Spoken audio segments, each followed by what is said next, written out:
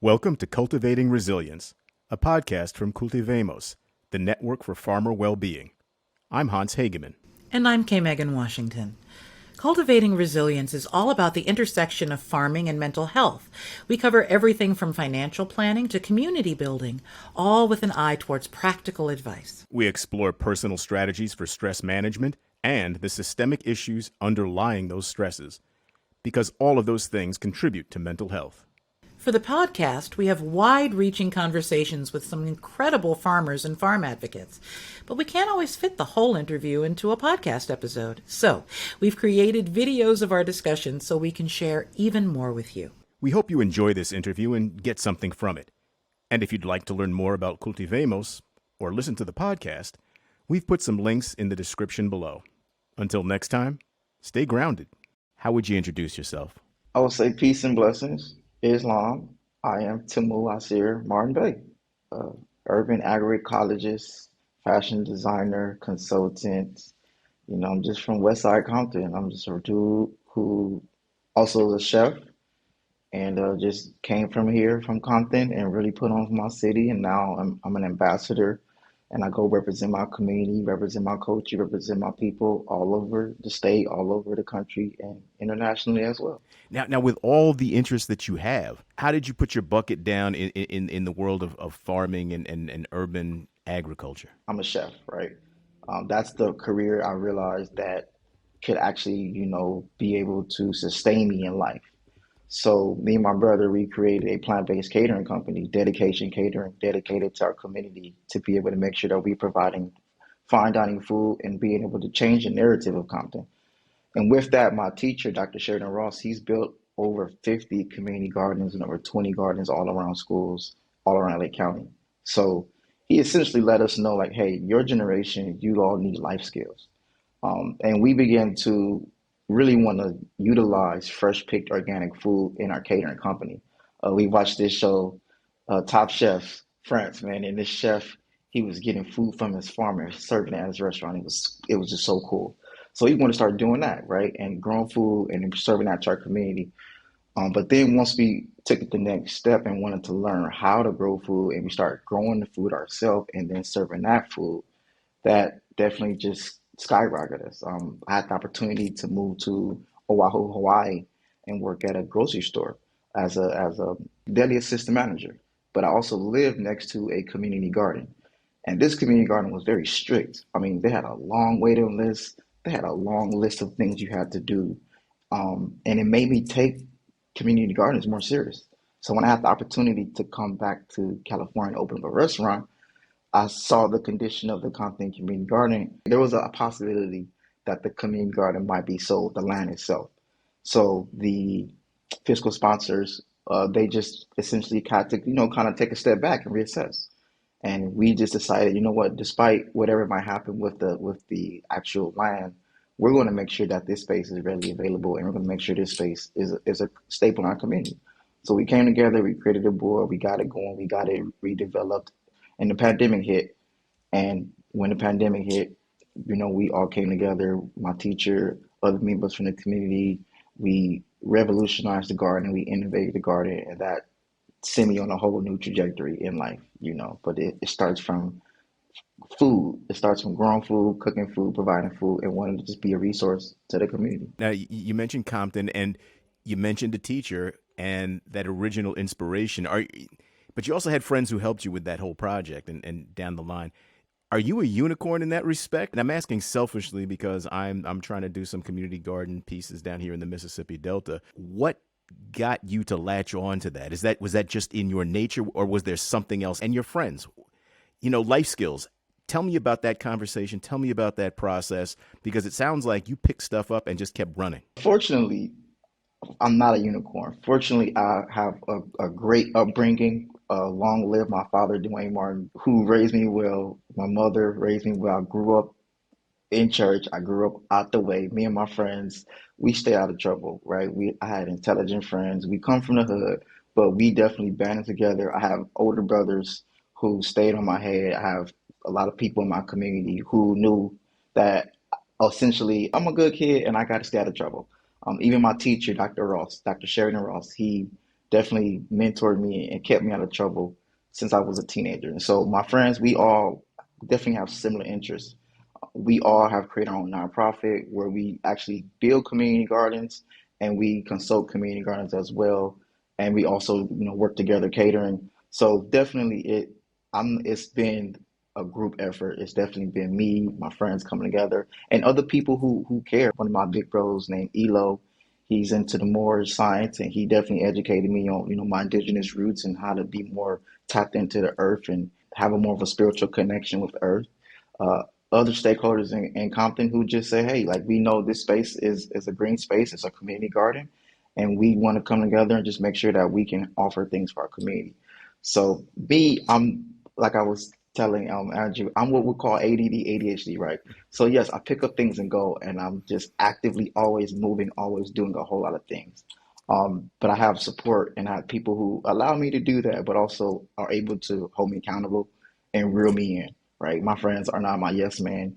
Where none of us are yes man. We have in-depth conversations, and it really just came from, like I said, we really just look at the garden when I came back from Hawaii, and we just said, hey, like, what if we do it? What if we are the ones who just take over? What if we just not take over, but essentially keep it going, right, and keep it open to the community? This was before the pandemic happened. We didn't know that they were going to shut everything down like everybody else. But we said, hey, this is a space that means something to us. This is something that we know we have a connection to. We're starting this nonprofit where we want to get involved and want to teach holistic ways and want to teach, connect people Earth. So, hey, what better way to start than with what we already have and develop what we already have and learn how to do this while we're actively in a space that's already established, while we build another community garden in the city of Ridgecrest, and while we are learning more about our catering company. And that as well, the fact that we already had a plant-based catering company in Compton, we already had a relative baseline of people who were aware of what we were doing, right? Like, there's no other fine dining plant-based catering company in Compton. And I've been doing this for years, right? We've been serving kale salads and Swiss chard salads for years within the city. So when we took over the garden and we worked with elders and worked with the community, it wasn't like a big, disconnect, right? It was like, oh, okay, that makes sense. We already were actively working with the garden. We already were actively in the community, actively pushing, eating healthy and eating for your body, your mind, your spirit.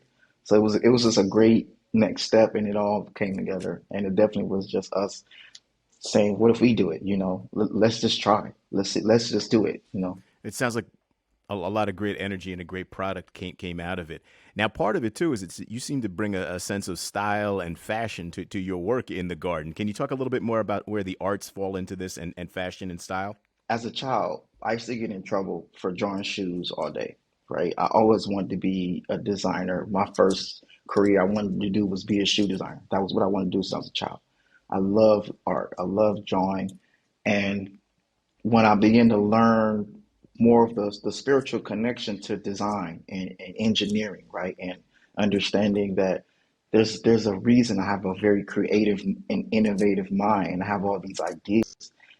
It's not a negative thing.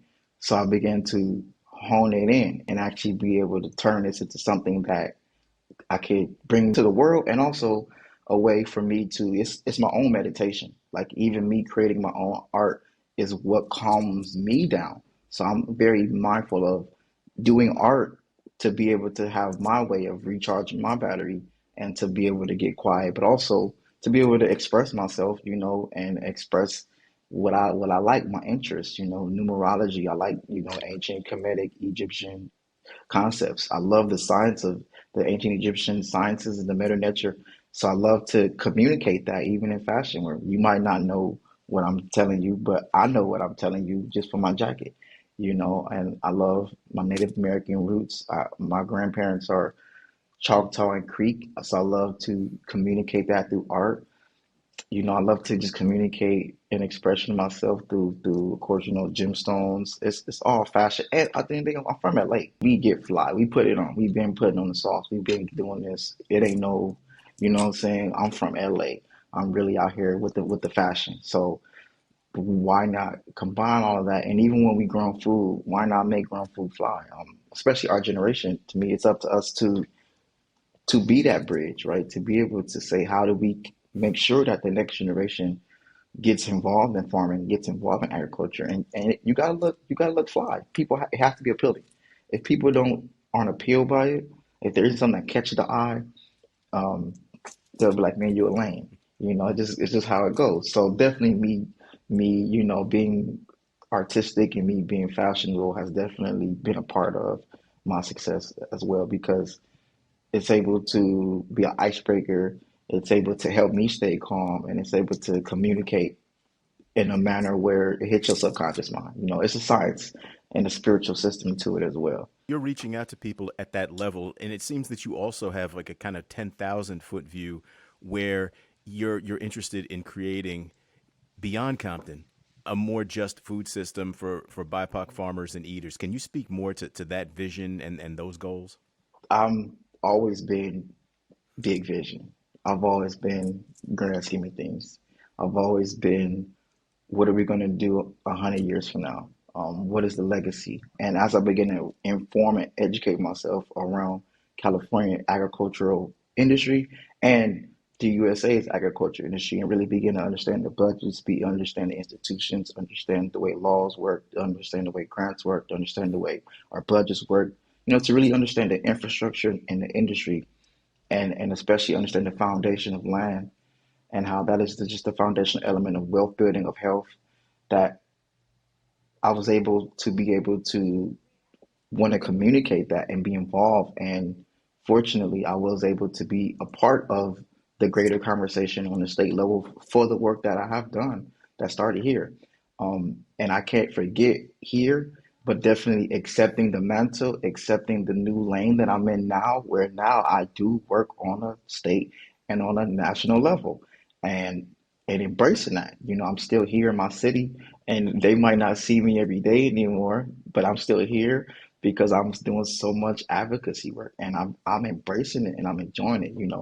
Working with the town of Allensworth, I'm helping to be able to outreach and helping to be able to bring more people who want to become farmers and allowing them to say, hey, this is an opportunity for you. If you want to go become a farmer, there's a place you can become a farmer.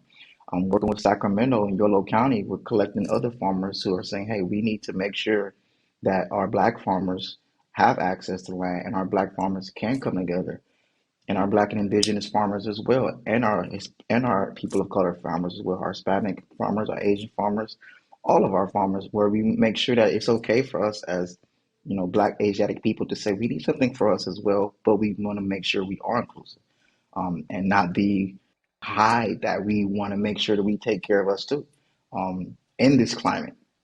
But also working with California Farmer Justice Collaborative, which is a collection of farmers all over California who have actually created laws and created bills and are still actively working on that relationship with the California Department of Agriculture.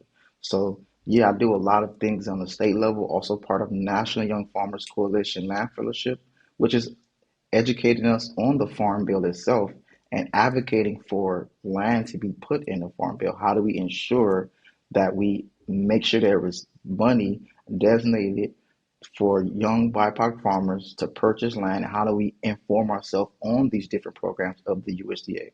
The USDA is the second biggest department in our country.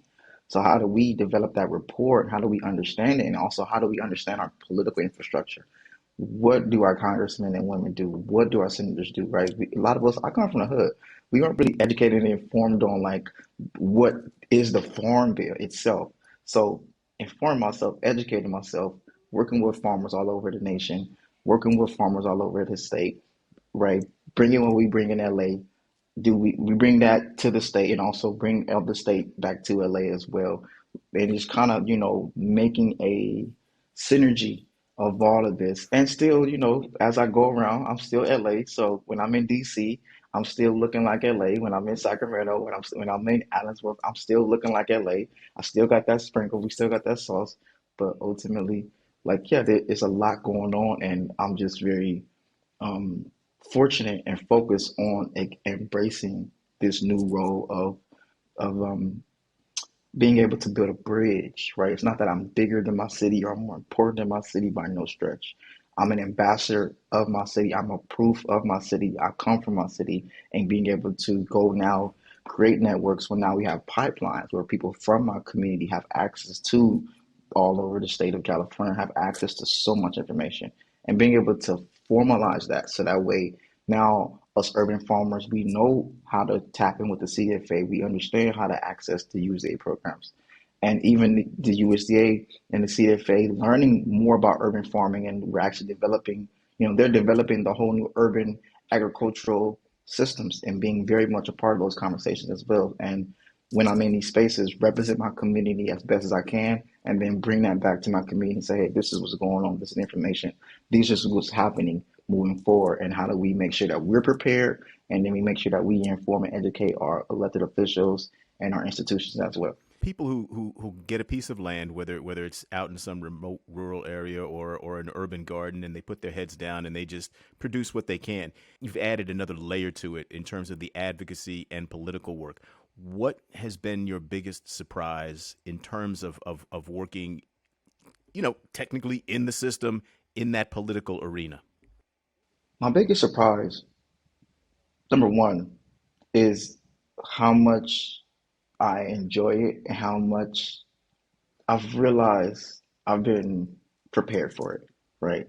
I grew up in a very conservative household and a very liberal environment.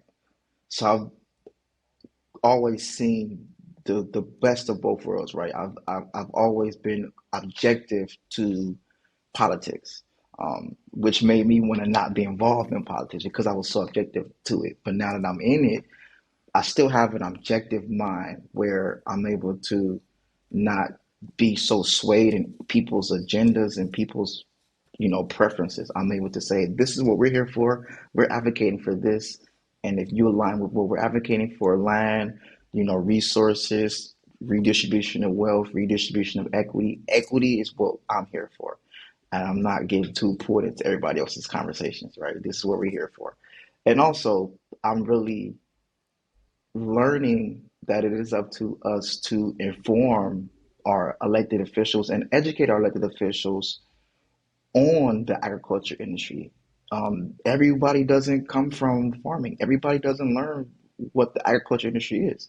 And we can't go into these conversations when we are asking for assistance and we're asking for our elected officials to champion us with any condescending notions or any, I'm smarter than you, or why don't you know this, or anything. They represent us, and it is up to us as well to do the best we can to inform, to educate, to have genuine dialogue, to truly say, hey, as our officials, this is what we want. And also learning the ways of being able to put things on the California budget. We've been successful of actually allocating resources from the state budget. We've been successful of actually working with the Strategic Growth Council. We've been successful of actually having lobbyists and really going through the process of having ideas turn into working groups, turn into bill language, turn into actual implementation on multiple levels.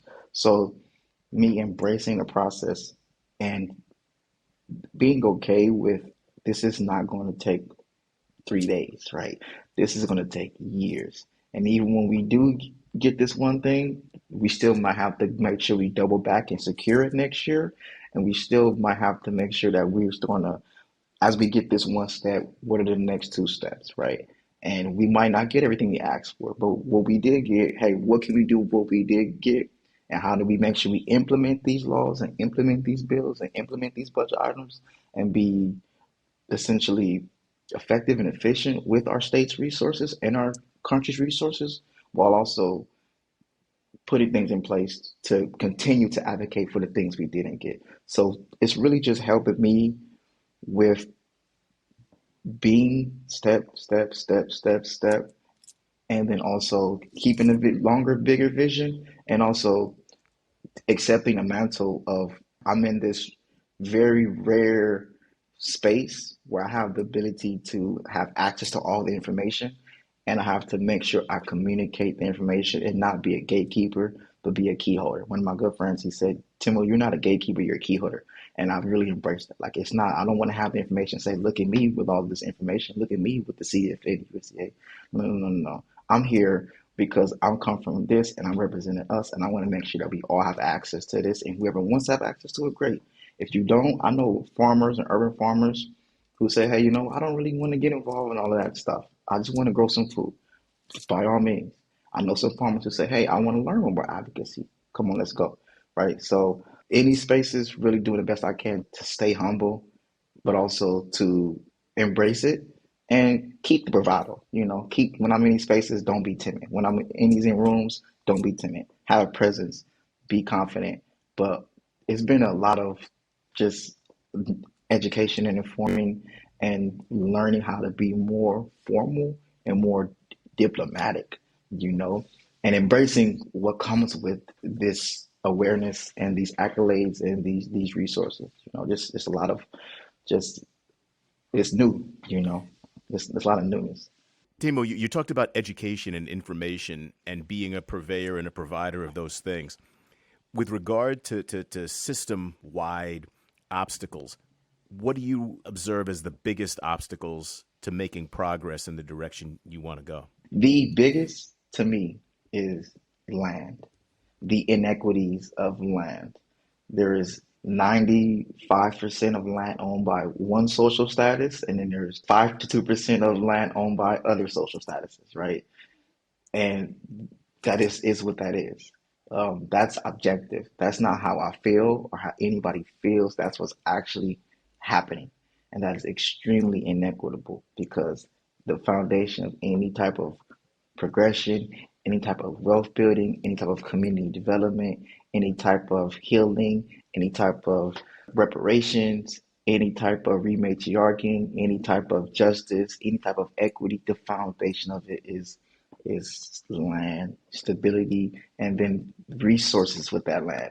So until we really repair that, and that's we're actively doing that, which is why me and other stakeholders from the state of California came together to create the California Land Agricultural Task Force, right? To be able to bring people together to fix the problem. We don't have an answer to that problem. We need people who are going to specialize and come together and then have those people be resourced and then have those people take the time to find those answers. Because none of us have the answers, which is why land access is so inequitable.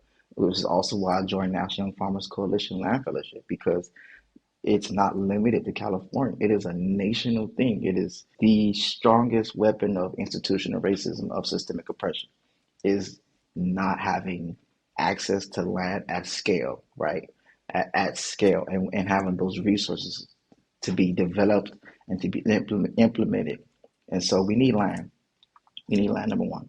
We need to be more involved in our political infrastructure and not just voters, not just picking the elected officials, but informed and involved on our institutions as well. And I'm seeing that disconnect, right? Of like most of us don't really know what are the offices of the USDA, right? What is the USDA? What does that mean? What is the FSA? What is the NRCS, right? What does our institutions actually do, right? On a national and on a state level. So that information has been hidden as well. Most of the stakeholders, most of the commissions and the committees are not people from our communities, from our cultures, from our diasporas. So we are left out of the overall conversations of the decision making process itself, right? And then that's also tied into language, right? America is not just English speakers. English is, yeah, our universal language, definitely, quote unquote. Now, but the reality is when you only have information in English, you gatekeep, right? So you cut off a lot of people. And then, of course, the finances and the resources, not only the the money, but the resources, where to go, how to go, who to tap into, how do we get these things done. So it's really just the number one is land, but then we have to make sure that we are a part of the conversation, we are part of the decision making, and we are informed and educated on it. And then we have to make sure that we make this distribution of information equitable. And then we have to make sure that we are actually resourced to be able to do the work, to be able to do the implementation. Because when we have land, you really can't even engage with certain aspects of our agriculture industry without owning land. There are actual parts of our agriculture industry where you won't be able to even get a loan or sign a thing or get any engagement if you don't own that land, right? You can rent that land and lease that land, and you won't be able to get certain things, right? So, and us not having land, being confined to these urban environments, we don't even really have any motivation to want to go get rural land. You know, we like our urban environments. And even in our urban environments, there's still so many empty plots. There's so much empty abandoned land in our urban environments where we could be growing more community gardens, more green spaces, things of that nature, you know. So we got to fix the land part, honestly, we really do. Some of the things that you just talked about apply to your role as an urban agroecologist. But I've also heard you describe yourself as a food system advisor. When you put on that hat, are there skills in addition that you've talked about that people need if they're going to be successful in this new world that you envision? Yeah, definitely business skills, definitely the skills of diplomacy. That is a skill we have to learn. The skill of ethical business, the skill of learning how to be moral, the skill of learning how to conduct yourself ethically is very much needed when we talk about the food system. The skill of diplomacy, the skill of delegation, right? The skill of working co-ops, of I don't have to be the guy at every meeting. I don't have to make the most amount of money possible. I don't have to be the lead at this. There are parts of this whole food system that in this arena, she's in charge. In this arena, he's in charge. In this arena, he's in charge. In this arena, guess what? They do have more resources, so they're going to have to be in charge, right? In this arena, you know what? You're right. They're going to have to be the ones who fiscally sponsor this project. In this arena, we're going to have to work with our schools. We're going to have to work with our different political, elected officials. The skill of learning how to be genuine. Like these are skills to me. We have to learn these things. Nobody teaches us ethical business, right? We have to go to school to learn how to do ethical business. Nobody teaches us money management. We have to actually go learn it. We have to actually learn how to work together. Like we don't just wake up and know how to work together. We think we do, right? We genuinely believe we do. But in this food system, we have to embrace our political infrastructure. Even if we don't like it, we have to embrace it and make the change we want to make. We have to embrace our political infrastructure. We have to embrace our institutions. We might not like how our institutions are doing. Yes, our institutions have been racist. They have already acknowledged it. But we can't turn a blind eye from my vantage point, right? This is how I see it. We can't turn a blind eye to our institutions. Um, we can't just be anarchists. I don't agree with the whole anarchy thing. I don't agree with the whole down with the system. I don't agree with that. This is America. We don't like America, but I love living here and I'm proud to be here. I have Choctaw and Creek lineage. This is a land I was born on. This land my forefathers was born on. This land my roots. I come from this land, so I embrace it. And for me, when we don't embrace it, then we allow other people to run our resources. So embracing the land, embracing the different dynamics of our system, political implementation, the private sector, the actual community engagements, the outreach, the communications. Right, I'm really embracing the communications aspect of this. Right, coming from LA, we have the ability to tell the story. Right, we movies, directors, podcasts, media. That's LA. So us in LA, I embrace that, and it's been able to be helpful on the state level. So finding your niche, the skill of finding where do you fit in, and being okay with discovering that, right? And like, how can you be best to serve? Coming to the table, wanting to serve, coming to the table, not just put your hand out, coming to the table, saying, how do we collectively address these issues, and then learning these different skills to be able to make sure that we do things the moral way, because morality is everybody. Ethics is you and how you do within internal, right? We have to learn our ethical ways. We have to develop ethical skills. But morality is, hey, this is affects people around me, right? So how do we learn these skills? So I'm going to learn morality so I can learn ethics so that way we can all work together and we can create actual equity to where it's not just extreme rich and extreme poor, but it is relatively we all live in a cohesive manner, sustainable, healthy, just not necessarily utopia and in paradise, but not extremes, not too extremes. I like that, and it resonates with me. I think it's interestingly in some circles. I think some of the things that you're talking about in terms of what to me sounds like personal responsibility, self-efficacy, self-discipline, some of those things are things that other people, a lot of people, turn away from and talk about the system being the thing that needs to get fixed first. It sounds like you're saying something different or a yes and. Is that right? The system is employees at the end of the day. The system is people who have jobs, right? Laws create bills, distribute resources that go to institutions, that distribute resources to organizations. They're all just people at the end of the day. Some of the people who run these institutions are unethical, definitely. Some of the people who run these political infrastructures are unethical and immoral, definitely, right? Some of our foundational elements of how do we get here, it has been unethical, extremely. There's no way around. I'm not the racist. Racism extremely exists and it's extremely evident, which is how we got to this inequitable aspect in the first place. Now, with that being said, what are we going to do about it? Now, if we don't figure out how do we make sure we don't repeat these cycles, then these systems that are put in place will continue to do put out the same unethical, immoral results because we haven't approached it with how do we get in here with the new skills of learning how to do this ethical and moral. Because I'm a millennial, right? There will soon come a time where we can't blame our parents and our grandparents anymore, right? There will soon come a time when we can't blame baby boomers. You know what I'm saying? Like, there will soon come a time when we will be the ones running the world. Who are we going to be pointing to and be blaming it then?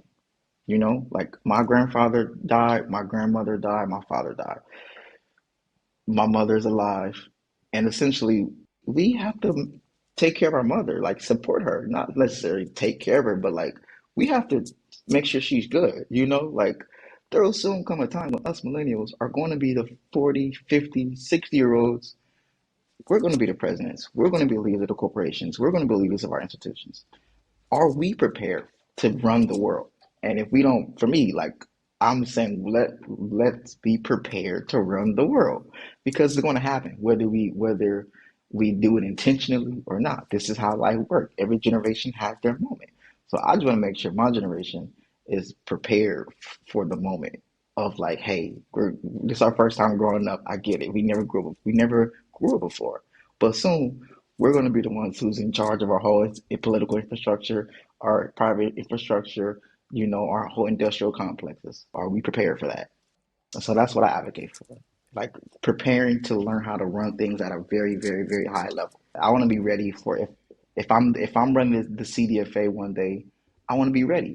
If I'm running a multi-billion-dollar corporation one day, I want to be prepared for what comes with that, right? And not just be spending all my 20s and 30s and 40s pointing at what my grandparents and my parents' generation did. So some of the virtues that you seem to embody are come from, well, they're world wise, but also stoic in terms of courage and wisdom. The other thing though that comes across is zest and the energy to pursue this vision that you're talking about. And the zest that comes across from you as we're talking, where does it come from? And even more importantly, or just as importantly, how do you maintain it in the face of all the things that need to get done? That's a great question. Where does it come from? The artistry in me, the artist, right? I have the Green Lantern tattooed on my finger, right? You feel with the Green Lantern, right? His superpower. is whatever he wills, he can turn it into reality. Now, your willpower is bringing your heart and your mind on the same page. If you feel it and you think it and they both on the same page, you can turn it into physical reality. The hero is the Haru, right? The Haru is the willpower. If you look at every superhero, they all face catastrophic big L's. And then usually the love of something, right, is what boosts their willpower and they get over the obstacle and then they defeat the enemy, right? That's the story has been here for thousands of years, right? Even the story of Horus, Set, Osiris, right? So my name, TemuAsyr, Osir is essentially Osiris, right? Osir is a king, right? And a king doesn't mean you rule with an iron fist. A king essentially means you understand the resources and you delegate and you use the resources the right way at a high level. The foundation of it is agriculture, right? We always have a saying, agriculture is the foundation of civilization. Until we can learn how to work with this thing we call nature, right, and develop some type of cohesive relationship with it, then we can create some kind of structure and begin to flow with it. So for me, the foundation of it is who I am, right? TemuAsyr. Understanding that I'm here to honor God. I'm here to honor Allah. I'm here to honor the Creator. The best way to honor it is to try to implement it and be it, and to be a creator. To use this imagination, use this willpower to accept that the enemy is my own disbelief, my own doubts, my own fears, my own anxieties. That's the enemy. That's the biggest enemy. It's my own limited beliefs, the habits, the unethical behavior, right? You know what I'm saying? Those are the ultimate foe. If I can overcome those things, then I can become a king. And I truly believe that. Now, what keeps me going, definitely my family, my friends, my support system. I love the work I do. Does it become overwhelming at times? Of course, right? Of course, it becomes overwhelming. Of course, because I do have such a creative mind. Sometimes some of the mundane things, as the emails and the phone calls and the follow ups and all these different things, I don't want to do them sometimes. But then that's when the willpower of, hey, do you want to be this leader you say you want to be? There's a lot of administration that comes with being a leader. There's a lot of administration that comes with being a CEO. There's a lot of administration that comes with being a king and a president. You say you want to do that. Okay, you can't just do the cool ideas. You can't just do the fly saucy things. You have to sit down and respond to these emails. You got to make sure you're on these meetings on time. You have to do the ethical behavior because that's what's going to separate me. Doing the day-to-day things. So what keeps me going is seeing the outcomes of doing these day-to-day things, right? Knowing that I'm advancing, I'm advancing, I'm seeing I'm advancing, I'm seeing, hey, these things that I actually thought I could do, I'm actually doing them. Hey, there are people who are impacted by the work I do. And hey, there are people who I've been able to bring with me who are also impacted. And it's much, much bigger than me.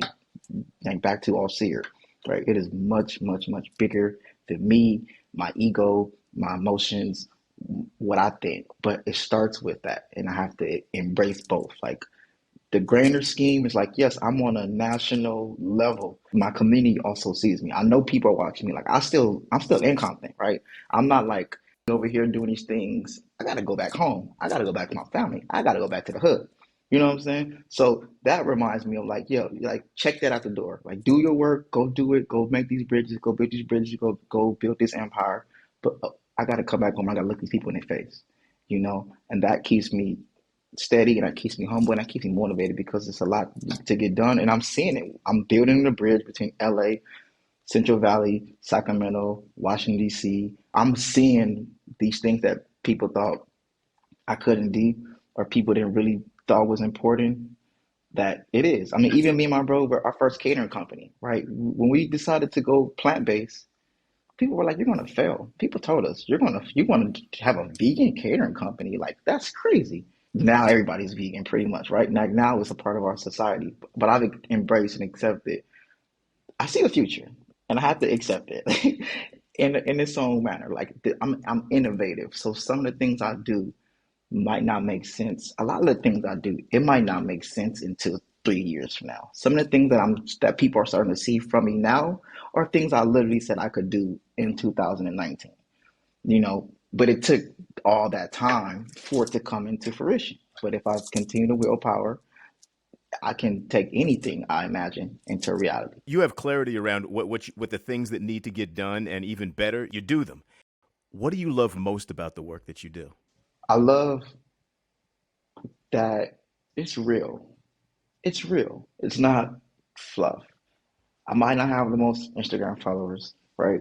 I might not have the most accolades. I might not have the prettiest women, you know, but like we're really actively creating laws, bills, organizations, development, rebuilding communities, expanding organizations.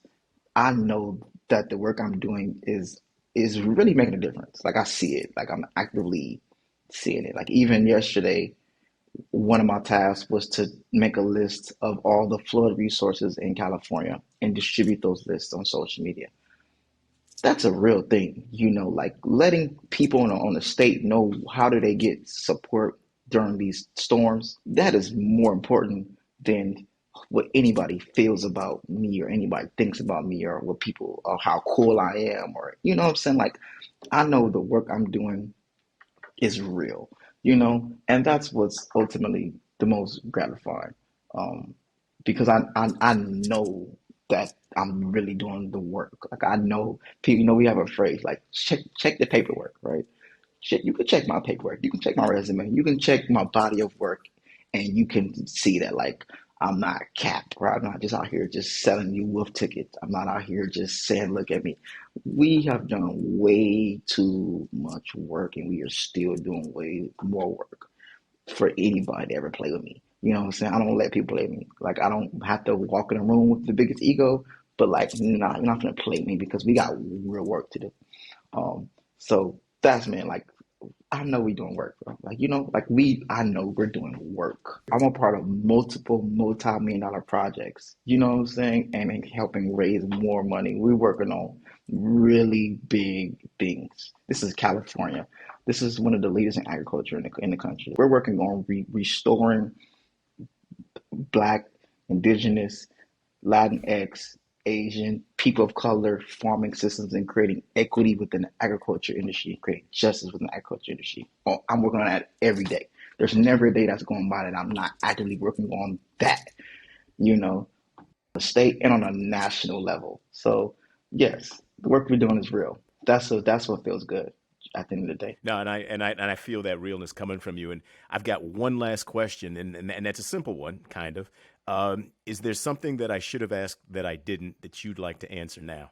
No, no, I think it speaks for itself. If anyone wants to learn more about the work I do, I'm sure you'll share, my socials or and the website, things of that nature, but I want people to feel the passion, feel the energy, feel the genuineness, and understand like if you want to come get some work done. I think it's going to be hard for people to not feel that passion and that energy. And I really enjoyed this conversation. So thank you very much. Hope to see you on the path too. My pleasure, my pleasure.